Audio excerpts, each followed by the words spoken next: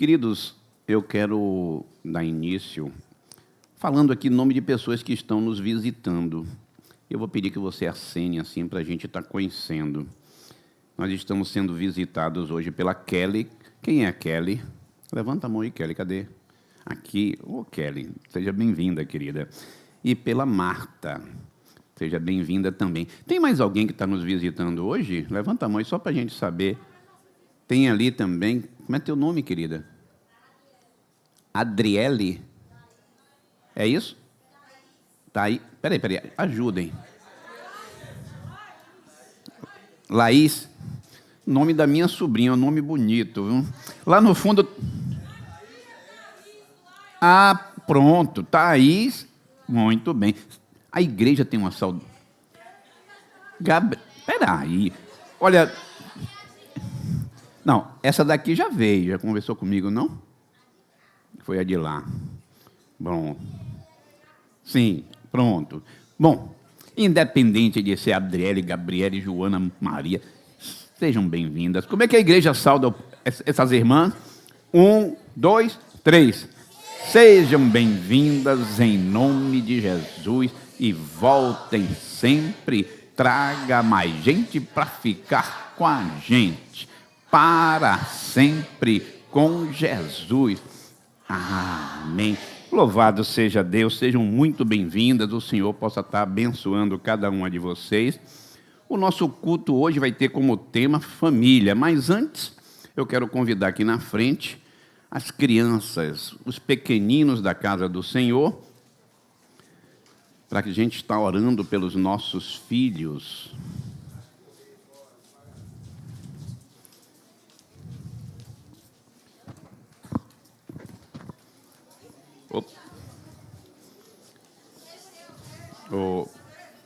Olha, você não percebeu, bateram aqui, viu? Tá todo torto. Tá. Deixa que o pessoal vem e organiza aí. Faça favor, querida, deixa eu te dar aqui o microfone para você orar pedindo a bênção sobre os pequeninos.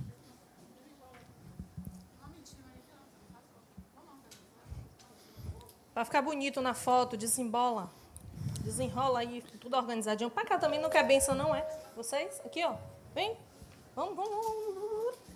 Saudade Pedir à de igreja Jesus. que esteja impondo as mãos para a gente estar abençoando Bonito. esses pequeninos. Amém? Fechou o olhinho aí, tá bom. Glória a Deus. Fechou o olhinho, reverência, cuidado para não bater o pé aqui, ó, tio. Amém? Isso. Todo mundo de olho fechado, eu vou ficar de olho aberto para ver quem vai abrir o olho, hein? Fecha o olhinho, bota assim a mão, ó, você quer receber a bênção, bota assim, ó. Muito bem. Senhor, a Ti toda a honra, toda a glória e todo o louvor, Senhor. Aqui está, Senhor, os Teus filhos, a nova geração, a igreja do presente e do futuro, Senhor. São os nossos filhos e nós Te pedimos, Senhor, que em nome de Jesus o Senhor venha com sabedoria sobre nossas vidas, para que a gente venha orientar eles no caminho correto onde devem andar, Senhor. Cremos na Tua palavra e cremos que, assim como diz, Pai, uma vez conhecendo eles, eles não se desviarão, Pai. Serão Teus, Pai, são Teus, Jesus. Em nome de Então, Jesus. abençoa, Senhor, e vai nos capacitando a cada um de nós, como pais, mães e professores, Senhor. Abre o coraçãozinho deles e o entendimento deles e fala conosco em nome de Jesus. Amém, glória a Deus. Devagarzinho agora lá para a salinha. Muito bem.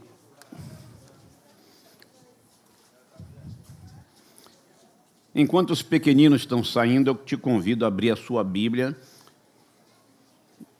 Abra a sua Bíblia em Atos dos Apóstolos. Novo Testamento, Atos dos Apóstolos, nós vamos abrir no capítulo 11. Hoje eu quero iniciar de uma maneira diferente da normal, pelo menos da maneira na qual nós abrimos normalmente, que é apenas com um único versículo. Hoje eu vou querer fazer uso de 2 versículos para nós estarmos discutindo aqui um assunto. Amém? você já abriu, mas nós temos aqui na tela. Esse texto está falando a respeito de um homem chamado Cornélios, e diz assim: e contou-nos como vira em pé um anjo em sua casa.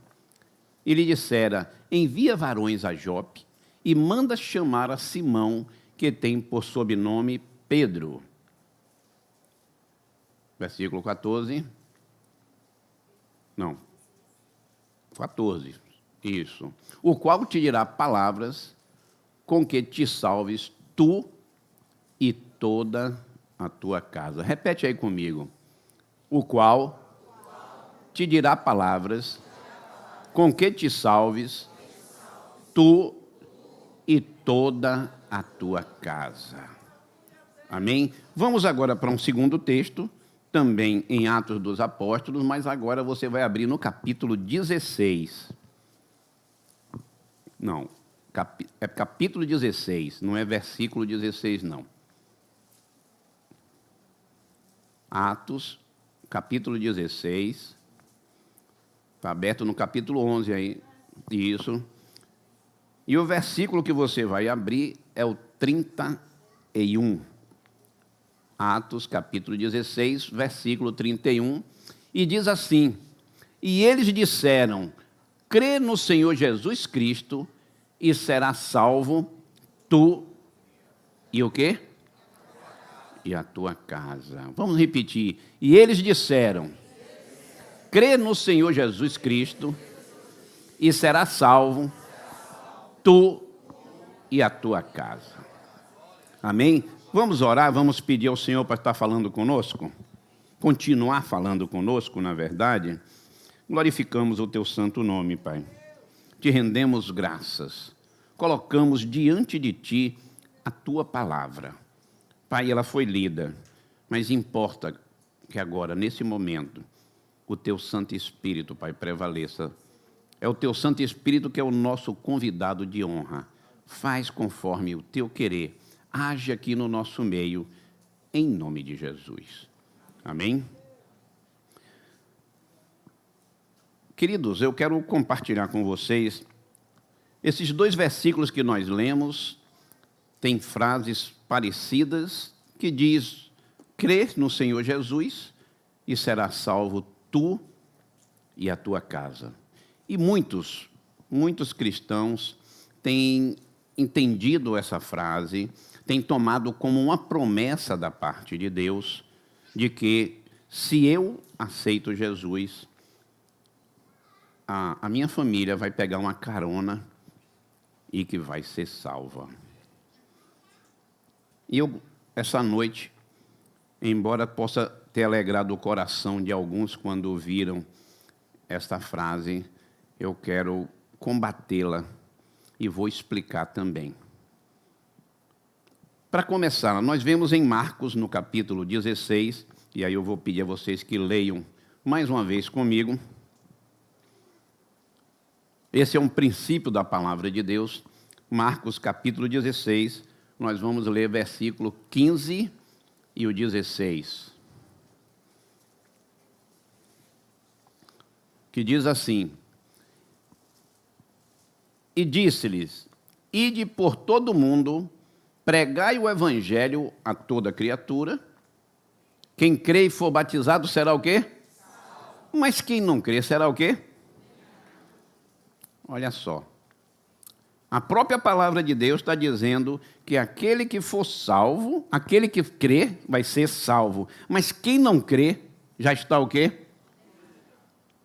Então, eu não estou aqui também desconstruindo para você que pensou ou que pensava: bom, eu aceitei Jesus e eu vou me sacrificar pela minha família, porque vão ser salvos todos, porque é uma promessa de Deus.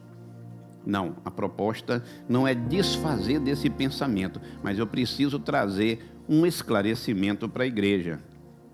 Eu não posso pensar de maneira nenhuma que a minha família pega uma carona sem ouvir a palavra de Deus, sem crer no Senhor Jesus. Cabe a nós, a cada um de nós, levar o Evangelho à nossa família. Cabe a nós conduzi-los. Mas nós vamos falar um pouquinho essa noite. Primeiro, eu quero trazer para vocês um esclarecimento dos textos que nós lemos antes. O primeiro, como eu disse, é quando o Cornélio, um centurião romano, ele tem uma visão de um anjo, e esse anjo diz para ele: olha, as tuas orações, as tuas esmolas foram vistas lá do céu. Deus tem visto que você, embora seja romano, você é uma pessoa que tem dado esmolas, você é uma pessoa que tem orado. Mas eu te dizer uma coisa, Cornélio, isso só não é suficiente. Você não pode pensar, Cornélio, porque você é uma pessoa boa, que você está salvo. Aí vem para aquele texto que nós lemos.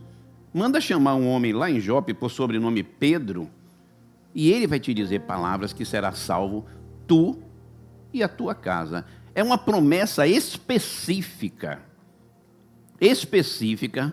para Cornélio, dizendo: olha, Cornélio, você vai mandar chamar esse homem, e quando ele chegar, ele vai trazer para você um esclarecimento do Evangelho, a palavra revelada, e Deus já está fazendo uma promessa para você, Cornélio, que a sua família também vai ser salva.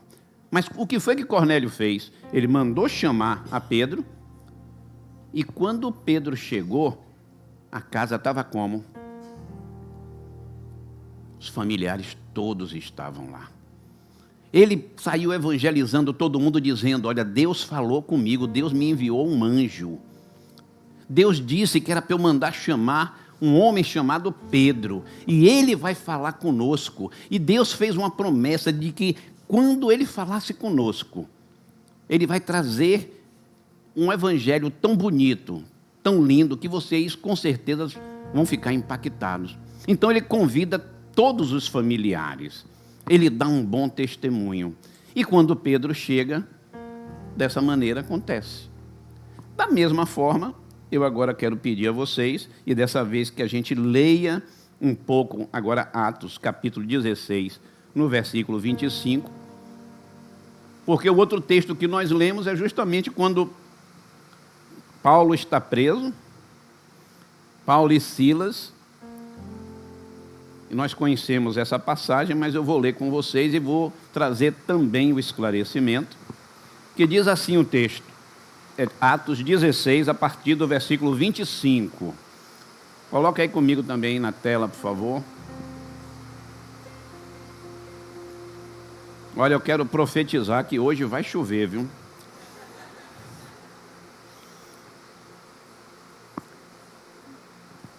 Atos 16, 25. Diz assim, ó: perto da meia-noite, Paulo e Silas oravam e cantavam hinos a Deus, e os outros presos os escutavam. E de repente sobreveio um tão grande terremoto que os alicerces do cárcere se moveram, e logo se abriram todas as portas, e foram soltas as prisões de todos. Acordando o carcereiro e vendo abertas as portas da prisão, tirou a espada e quis matar-se, cuidando que os presos já tinham fugido. Segura aqui agora, não tira não da tela. Não, pode deixar no próximo, mas segura só para explicar. Gente, o carcereiro naquele período, ele era responsável pelos prisioneiros. E se ele permitisse que prisioneiros fugissem da prisão, ele responderia com a própria vida. Era uma lei romana. E quando ele vê, ele acorda, ainda no escuro, ele vê que as portas estão abertas, ele entendeu que os presos não estariam mais ali. E aí vamos continuar lendo. Mas Paulo clamou com grande voz, dizendo: não te faças nenhum mal, que todos aqui estamos. Olha só, estava tudo escuro, o carcereiro não está enxergando nada, viu que as portas estavam abertas, ele pensou: vão me matar. Eu não vou deixar que me matem, não, eu mesmo vou me matar. Aí ele pega a espada para se matar, ele no escuro, Paulo, do outro lado, tem uma revelação da parte de Deus e diz: olha, o carcereiro está tentando se matar, diga para ele que não faça isso. Aí Paulo clamou com grande voz, dizendo: não te faças nenhum mal, que todos aqui estamos. Vamos dar continuidade. E pedindo luz, olha só, ele não tinha claridade, ele não sabia o que estava acontecendo de fato. Então ele pede luz. Aí diz: saltou dentro e todo trêmulo se prostrou ante Paulo e Silas. Porque quando ele acende a luz, ele vê que está todo mundo ali, que Paulo não tinha como saber que ele estava pensando em se matar, mas que pelo Espírito Santo havia sido revelado aquilo, e o Espírito Santo diz: não te faça mal algum. Continua. E tirando-os para fora, disse: senhores, que é necessário que eu faça para me salvar? Vamos adiante, 31, que nós já lemos, né? E eles disseram: crê no Senhor Jesus Cristo e serás salvo, tu e a tua casa. Uma promessa divina, mais uma vez, aonde diz: olha, se você crer, a sua casa também será salva. E mais tarde nós vamos ver, e aí vamos dar continuidade, mais tarde nesse texto, você vai ver que ele, Paulo, vai para a casa do carcereiro e vai pregar para a família, e a família aceita Jesus. Então, eu só estou explicando esses dois textos para nós entendermos, porque alguns acreditavam que, será salvo tu e tua casa, então que a família estaria salva porque você aceitou Jesus, então você traria assim de carona a sua família.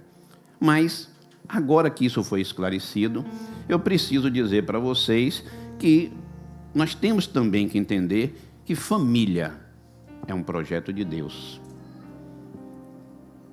Em Gênesis, no capítulo 12, no versículo 3, diz assim: abençoarei os que te abençoarem, e amaldiçoarei os que te amaldiçoarem. E em ti serão benditas todas o quê? As famílias. Ele não disse serão benditas todas as pessoas. Ele diz serão benditas todas as famílias. Família é um projeto de Deus. Lá no início, lá no paraíso, Deus criou Adão. Mais tarde, ele diz: não é bom que o homem esteja o quê? Só. Far-lhe-ei uma adjuntora, uma ajudadora. Aliás, esse texto traz um esclarecimento para uma discussão que está sendo criada aí. Infelizmente, estão trazendo aí para a gente as novidades. Gente, quando Deus viu que o homem estava só, ele não disse: far-lhe-ei um companheiro. Ele não disse de outra forma, ele disse: far-lhe-ei uma ajudadora. Far-lhe-ei alguém que mais tarde vai ser a mãe dos teus filhos. O próprio Deus elabora a primeira família na face da terra e os abençoa. Então eu quero te dizer uma coisa. Talvez, quando a gente fala em fazer um culto para a família, alguns estão na igreja, mas temos que enfrentar uma realidade que a família está destruída. Dentro de casa, infelizmente, não está tão bem como deveria. E dentro de casa, às vezes, está um desastre. Mas se família é um projeto de Deus, o que é que está acontecendo? Nós falhamos. Não é culpa de Deus. Deus, quando fez o homem e a mulher, é para dar tudo certo. Mas, infelizmente, a nossa natureza é sempre aquele princípio adâmico que eu sempre falo aqui, de botar a culpa no outro. Quem foi que errou? Foi ela. Quem foi que errou, Eva? Não, foi a serpente. E Adão, como eu já sempre falo aqui, diz que quem errou foi Eva e foi o Senhor que me deu. O Senhor não pensou direito. Ainda bota a culpa em Deus. Casais, famílias que deveriam estar tudo lindo, maravilhoso. Mas resistir ao tempo, resistir aos dias é difícil. Mas eu preciso trazer para a igreja que hoje eu quero trazer alguns conselhos, porque nós temos que buscar conselhos, ser sábios. A Bíblia diz que no meio dos conselhos, dos muitos conselhos, você encontrará conselhos bons. O mundo aí fora diz, se conselho fosse bom, seria pago. Mas a Bíblia diz que não. Busque conselho bom, que você pode consertar, salvar talvez a sua família. O primeiro que eu quero trazer, nós vamos falar sobre, eu vou pedir que abra em 1 Pedro, no capítulo 3, no versículo 1. A primeira maneira que você pode ganhar a sua família é um conselho que Pedro traz, e embora ele traga voltado para as mulheres, eu quero trazer aqui para toda a igreja. Porque Pedro diz, semelhantemente, vós mulheres, sede sujeitas ao seu próprio marido, para que também, se algum não obedece à palavra, pelo procedimento de sua mulher, seja ganho sem o quê? Primeiro conselho, não é falando muito. Primeiro conselho, mulheres, mas também varões. E por que eu falo também varões? Porque a minha experiência foi diferente da maioria. A maioria são as mulheres que vão primeiro para a igreja, aceitam Jesus, pagam um preço legal, oram pelo marido, oram pelo filho e mais tarde a vitória. No meu caso foi diferente. Eu fui primeiro para a igreja. A minha esposa não. E para ganhá-la para Cristo, eu vou até explicar aqui, principalmente para aqueles que estão se chegando ao Evangelho, estão crescendo agora. Não tenha pressa de falar com a sua família, aprenda um pouquinho primeiro. Sabe por quê? Porque a melhor maneira de ganhar, muitas vezes, é assim, ó. Como assim, pastor? Não devo falar nada? Não, está dizendo que você tem que ter testemunho. Não está dizendo que é para você não falar. É o testemunho da tua vida é que vai impactar o outro. Porque se a mulher chega e vira para o marido, não, porque você tem que ir para a igreja, e porque você agora tem que ser assim, e porque isso, e porque aquilo, chega um momento que ele fala tanto na igreja que o marido diz, eu não quero nem ver a igreja de perto. Ainda tem umas que erram e eu vou aproveitar para consertar aqui. Não porque o pastor, gente, para com isso, eles ficam com ciúme. Pastor não, diga, olha, Cristo. Isso, mas se você falar muito de Cristo, pastor sobrinho, sabe o que, é que vai acontecer? O cara não vai querer saber de Cristo também. Agora, se você tiver atitude correta, ele vai ver que você mudou. Eu precisei pagar um preço.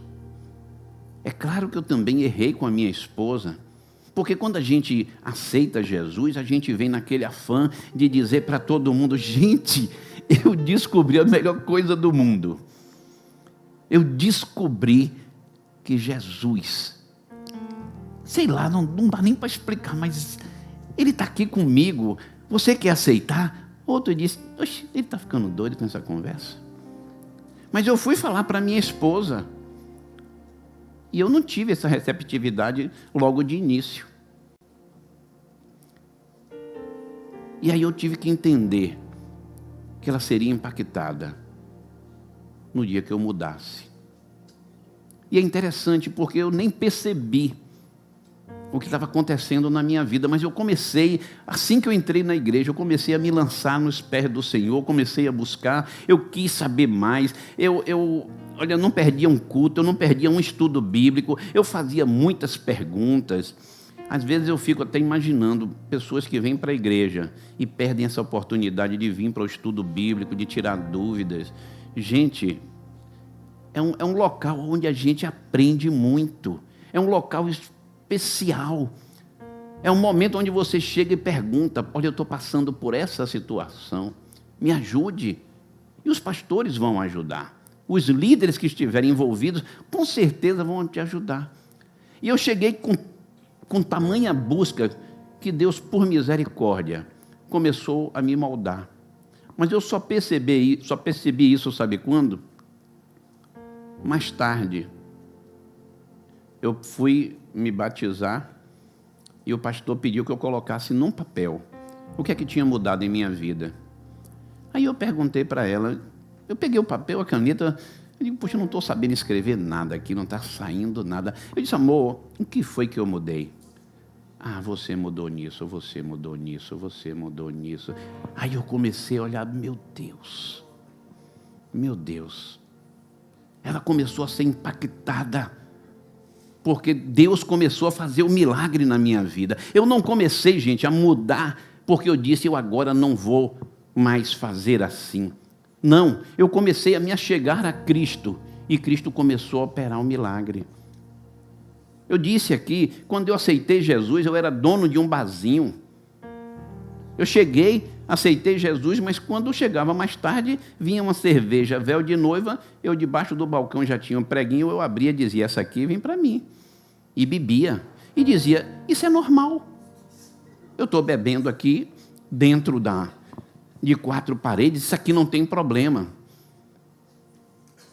Aí eu comecei a andar com Cristo. Ricardo, eu comecei a buscar mais Jesus e Ele simplesmente tirou minha vontade de beber. Ninguém me falou: não beba mais não. Ele falou comigo. Quando eu fui pegar cerveja, eu entendi no meu coração: não beba mais não, filho. Aí eu pensei: como é que eu vou conseguir abrir outra garrafa depois dessa? Nunca mais eu senti vontade, gente. Nunca mais eu senti vontade, desejo de abrir. E depois eu caí em mim. Quem já experimentou aqui tomar uma cerveja quente? Você já pegou uma cerveja quente, aquele restinho que fica na garrafa e cheirou? Cheiro de urina? Porque cerveja quente tem cheiro de urina. Eu disse: essa porcaria que eu estava bebendo, Mônico. Imagina. Aí tem gente que diz: não, mas eu tomo aquela branquinha. Desce queimando tudo. Tu é doido, rapaz? Quem experimentou sabe, aquilo não vale nada. Ainda tem os cachaceiros que tomam aquilo e depois ainda botam um giló na boca. Tu é doido, rapaz? Coisa de matar mesmo. Gente, se não tiver a boca calada, mas tiver testemunho, esse é o primeiro conselho que é dado, e eu não posso deixar de colocar ele em primeiro lugar, porque se você não tiver testemunho, infelizmente, acontece aqui de vez em quando, pessoas que querem se batizar, vem o pai e a mãe, aí eu pergunto: e aí? Teu menino pode batizar? Bate a mão assim e diz: pastor, ainda tem muita coisa para mudar. Eu digo: então já posso batizar, que eu também ainda tenho um bocado de coisa para mudar, né? Mas a realidade é essa, infelizmente, se o testemunho não é dado, as pessoas lá fora cobram. Cobram. Talvez você não entenda isso, mas você passa lá fora. Só porque você entrou aqui na igreja, aí você chega lá fora, você xinga outro. Aí um diz: olha o crente ali, ó. Olha o que é crente, eu vejo ele lá na igreja, olha como é que é, soltando palavrão. Primeiro conselho: dê um testemunho bom. Dê um testemunho bom dentro da sua casa, fora da sua casa também. O segundo está em Colossenses, no capítulo 4, nós vamos ler o versículo de número 5. Andai com sabedoria para com que estão de fora, remindo o tempo. Segundo conselho, sabedoria. E a palavra do Senhor diz: olha, se você não tem sabedoria, peça que Deus dá. Se você não tem sabedoria, pastor, assim, eu não sei, eu não conheço muito a Bíblia, eu tenho dificuldade de ler, pastor, eu não sei ler. Ore e diga para Deus: Senhor, me dá sabedoria. E Deus responde a oração. Você acredita nisso? Quando eu entrei na igreja, pouco tempo depois, uma vez que eu me lancei aos pés do Senhor, eu fui convidado para participar, liderando um discipulado. Mas parece que o pastor catou os piores da igreja, aqueles que tinham a vida torta, juntou uns 8 pelo menos e botou no meu grupo. E disse: toma conta deles. Eu digo: misericórdia. Falar para 5 pessoas daquelas duras de falar. Eu saía de casa e dizia: Senhor, me dá sabedoria. O que é que eu vou falar para aquele povo? Se não for o Senhor, o que é que eu vou falar para aquele povo? Às vezes eu chegava em casa maravilhado, Gildardo. Sabe por quê? Eu comentava com minha esposa. Eu dizia assim: você viu o que eu falei naquela hora? Alguém perguntava alguma coisa e eu não tinha nada pronto, Meire. Mas a pessoa perguntava e eu respondia. Quando eu respondia, eu dizia: não fui eu, foi Deus. Eu sabia que tinha sido Deus. Eu chegava em casa maravilhado. Eu digo: eu pedi sabedoria a Deus. E Deus derramou sabedoria sobre a minha vida. E na hora da reunião a coisa acontecia. Então, se você, muitas vezes em casa, está tendo lutas, está tendo dificuldade, não tenta resolver por você mesma, não. Por você mesmo também, não. Pede a Deus sabedoria. Pede a Deus. Eu posso dar um testemunho rápido. Eu falei aqui sobre ficar calado, ter sabedoria. O Claudinho está sentado ali no fundo, ele já deu esse testemunho aqui. Logo quando ele veio para a igreja, primeiro foi a esposa que veio. E nós começamos a falar com ela. Eu digo: olha, teu marido não está querendo vir? Não, pastor. Ele não vem para a igreja, só chega tarde da noite, fazendo farra. Eu digo: a partir de agora você vai fazer o seguinte: quando ele chegar, bota o café dele na mesa, entrega para ele a toalha para tomar o banho. Começa a agir para ele ser impactado pelo que Jesus está fazendo na sua vida. Aí tem gente que diz: pastor, para fazer isso tem que ter sangue de barata. Aí eu respondo: não é sangue de barata, é sangue do Cordeiro. Você tem que ter sangue do Cordeiro em você, porque quando acontece um negócio desse, sabe o que aconteceu? Ele chegou em casa e viu a esposa dele dobrada aos joelhos. Ele chegou em casa e viu o café pronto. Ele chegou em casa e viu a comida na mesa. E ele começou a pensar: por que ela está me tratando assim?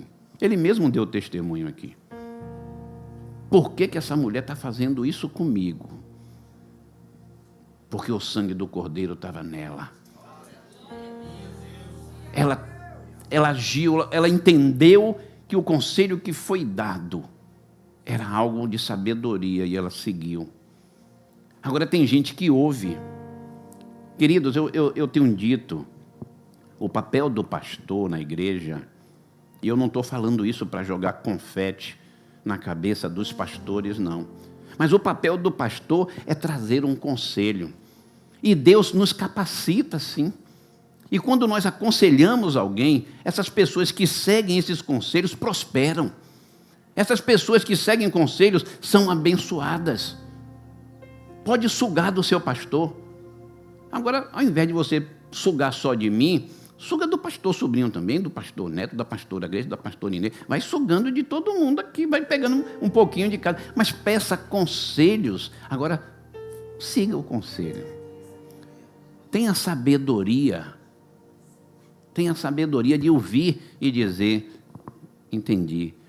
Talvez você ouça um conselho desse, e você ter sangue do Cordeiro e ter que baixar sua cabeça. O marido não queria nada, mas ela resolveu pagar um preço. Olha ele ali, o bonitão ali, ganho para Jesus. Ele e a família dele está aqui na casa do Senhor.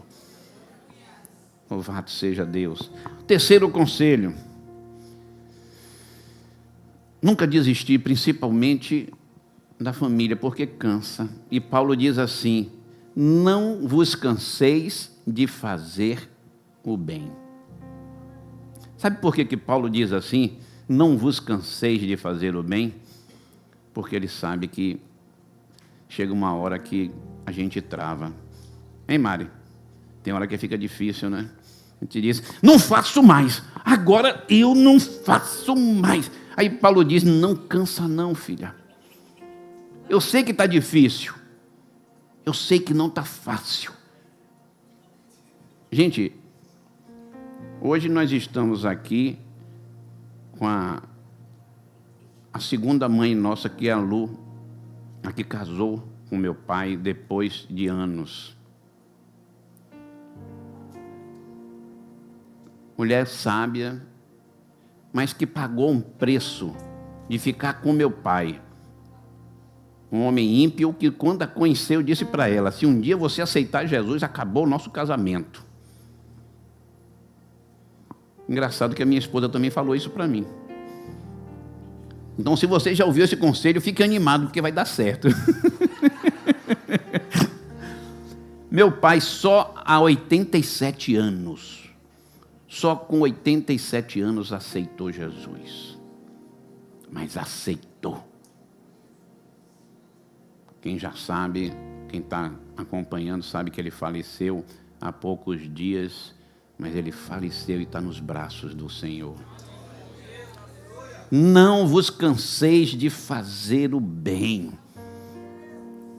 Eu sei que é cansativo, Paulo sabe disso, por isso que ele cita dessa forma. Porque vai chegar um momento que tem gente que diz, eu cansei de ser tolo, eu cansei de ser tola, eu me entregava, eu amava, eu tinha aquele carinho. Não para com isso não. Ainda que o mundo tenha lhe decepcionado, que alguém tenha lhe ferido, não para não. Jesus disse assim, ó, se der um tapa aqui no seu rosto, ofereço outro. Então muitas vezes a gente está cansado, a gente não quer mais fazer não, a gente é maltratado, a gente faz o bem e a resposta é pancada. Aí Jesus, deixa o povo te chamar de idiota. Eu sei porque você está fazendo, você não está fazendo por ele nem por ela, você está fazendo por mim. E é totalmente diferente. É totalmente diferente porque é por causa de Jesus. É por causa dele que meu casamento deu certo. É por causa dele que nós estamos aqui. Eu tenho certeza que se eu for pedir para alguns aqui dar testemunhos, nós vamos ouvir testemunhos lindos. Eu ainda quero ler em 1 Pedro, no capítulo 3, porque Pedro começa a dar a primeira sugestão para as mulheres, mas no capítulo 3, versículo 7, ele diz, igualmente vós, maridos, coabitai com ela com entendimento, dando honra à mulher, como vaso mais fraco, como sendo vós os seus coherdeiros da graça da vida, para que não sejais impedidas ao quê? Você sabia, marido, que a sua oração pode ser impedida de ser ouvida lá no céu? Há tempos atrás teve uma cantora aí que disse, Deus não rejeita a oração. Gostaram do tom? Eu vou sair no louvor também, viu? Mas eu vou dizer para vocês, Deus rejeita sim. Maridos, respeitem as esposas, tratem bem como vaso mais frágil.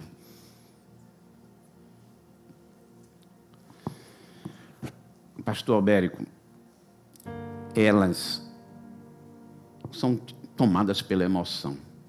Já notou que quando a gente diz assim, ela começa a chorar? Aí pronto, desarmou a gente. Começa a chorar. Você diz, peraí, não, chorar não. Chorar é o apelo. Mas Deus fez assim, elas com o lado emoção. Mulheres, Deus fez os homens com o lado razão. Às vezes nós somos durões mesmo, porque a gente analisa, deu, não deu, não é, então vamos. Lu, você vai ter a oportunidade de saber o que a Inês falou para mim. Ela disse assim, tem 7 dias. Eu digo, 7 dias de quê? Você é muito insensível. Eu disse, por quê? Seu pai morreu tem 7 dias. Eu digo, eu não lembrava mais disso, nada. Gente, o homem não fica guardando essas coisas. Não é que não ame. Não é que não tenha sentimento. Mas o homem é diferente da mulher. Precisa haver um respeito mútuo no relacionamento. Família, ela vai dar certo, sim, se você colocar Jesus em primeiro lugar. Quarto conselho que eu vou dar está em 1 Timóteo, no capítulo 2. Acompanhe aqui comigo. 1 Timóteo, capítulo 2, a partir do versículo 1. Olha só. Admoesto-te, pois, antes de tudo, que se façam deprecações, orações, intercessões e ações de graças por todos os homens. Continua. Pelos reis e por todos os que estão em eminência, para que tenhamos uma vida quieta e sossegada, em toda a piedade e honestidade. Por isso é bom e agradável diante de Deus, nosso Senhor, que quer que todos os homens sejam o quê? Se salvem e venham ao conhecimento da verdade. O desejo de Deus é que todos se salvem. É o próprio Deus, mas aqui eu quero chamar a tua atenção. Se é desejo de Deus de salvar a todos, de toda a tua família, você pode dizer, não, então é Deus que vai salvar e eu não estou nem aí. Mas Deus está dizendo, olha, antes de tudo, eu exorto que use a prática de súplicas e orações, na versão que eu tenho aqui. Mas para que Deus quer que eu suplique a Ele algo que Ele já quer? Porque Ele quer que todos se salvem. Mas Ele dá orientação. Ele diz, olha, é o próprio Paulo trazendo para Timóteo uma exortação, ele dizendo, olha, faça súplicas e orações pelas pessoas que estão ainda sem Cristo. Você tem feito isso? Você tem entregue seus familiares dessa forma? Porque a súplica não é a mesma coisa da oração. A súplica é algo colocado com sentimento. Gente, um grande segredo da oração é a súplica, e ela é ensinada. Você ora apresentando a Deus com desejo muito forte. Você ora pedindo realmente ao Senhor que aquilo aconteça, está suplicando, você não está. Senhor, transforma a vida de fulano. Não, você está suplicando. Hoje de manhã eu estava falando com alguns irmãos que estão fazendo estudo bíblico comigo, que não adianta também você pedir para Deus para mudar a vida do seu esposo, da sua esposa, do seu filho, da sua... Não, Deus não muda não. Peça a Deus para mudar a sua vida. É a sua vida que tem que mudar. Porque se você for um bom pai, se você for uma boa mãe, teus filhos vão querer ser iguais a você. Teus filhos vão dizer, olha, eu preciso ser igual ao meu pai. Você tem sido referência para seus filhos? Por outro lado, vai Deus dizendo, suplique a Ele. Diga para Ele que você sim precisa que isso aconteça na sua família. Ele já sabe, pastor, sabe, mas Ele disse, suplique. Jesus, ele conta uma parábola onde ele diz que onde a mulher vai até o juiz e bate e pede a ele, e ele diz, não vou fazer, e ela volta e bate, e ela bate tanto naquela porta para falar com o juiz, que chega um momento que o juiz diz, manda ela entrar aí. Você quer o quê, minha filha? Ó, despacha aqui, vá. Jesus diz, de tanto ela encheu o saco do juiz, que ele disse, vá, toma aqui tua causa ganha, vai embora. Aí ele diz, olha, se essa mulher pediu para um juiz iníquo, um juiz que era mau, e ele atendeu, você acha que seu pai não vai atender o teu pedido? Agora, você tem colocado de uma maneira correta? Você tem levado uma vida buscando ao Senhor realmente? Ou será que a sua oração está sendo impedida? Já parou para pensar nisso? Será que a sua oração está sendo ouvida? Ou será que ela bate e volta? Deus diz, como é que ele está pedindo isso aqui? Que cara de pau. Imagina. E aí eu digo, não é que Deus não ouça, mas ele está preso com a palavra dele. Ele não vai responder aquilo que você não está fazendo corretamente. A própria oração do Pai Nosso, ele diz, olha, seja feita a vossa vontade, assim na terra como no céu. E o próprio Jesus que ensina. Mas a vontade de Deus não é cumprida no céu e na terra? Você queira ou não queira? Mesmo assim ele diz, olha, quando você orar, diga para Deus, Senhor, que se cumpra a tua vontade na minha vida, assim como aquilo que tu queres lá no céu acontece. Eu quero que aconteça na minha vida. Ainda que outras pessoas zombem de mim. Lavar o crente ali agora, deixa chamar. Lavar o idiota ali, deixa chamar. O idiota aqui vai para o céu. Ainda que me chamem assim. Quinto conselho. Disciplina. Vamos para Efésios capítulo 6, versículo 4.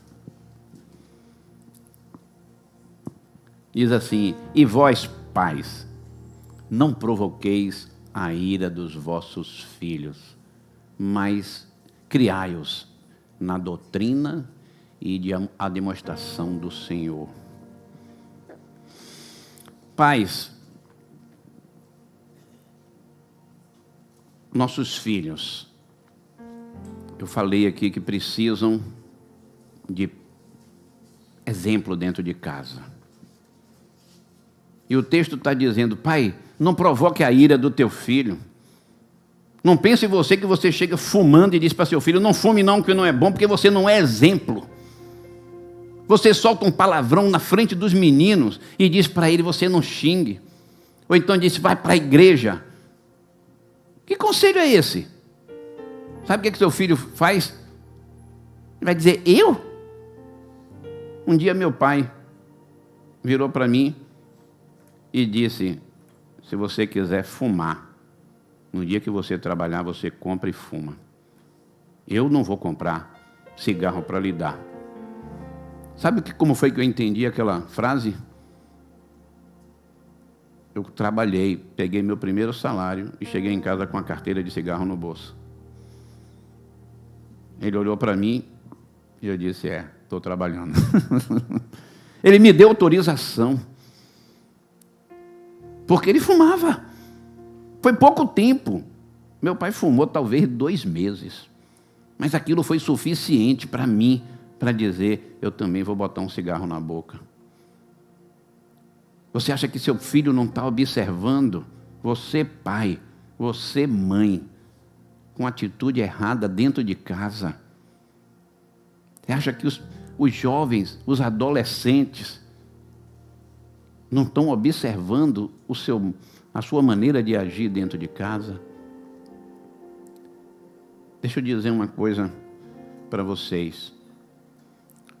E eu quero finalizar fechando essa explicação, ainda lendo primeiro Efésios capítulo 6, o versículo 1.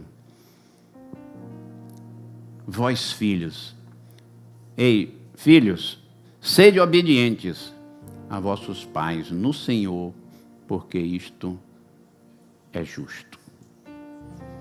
Deixa eu dizer uma coisa para vocês, adolescentes, para vocês, pais. Vocês, adolescentes, entendam uma coisa.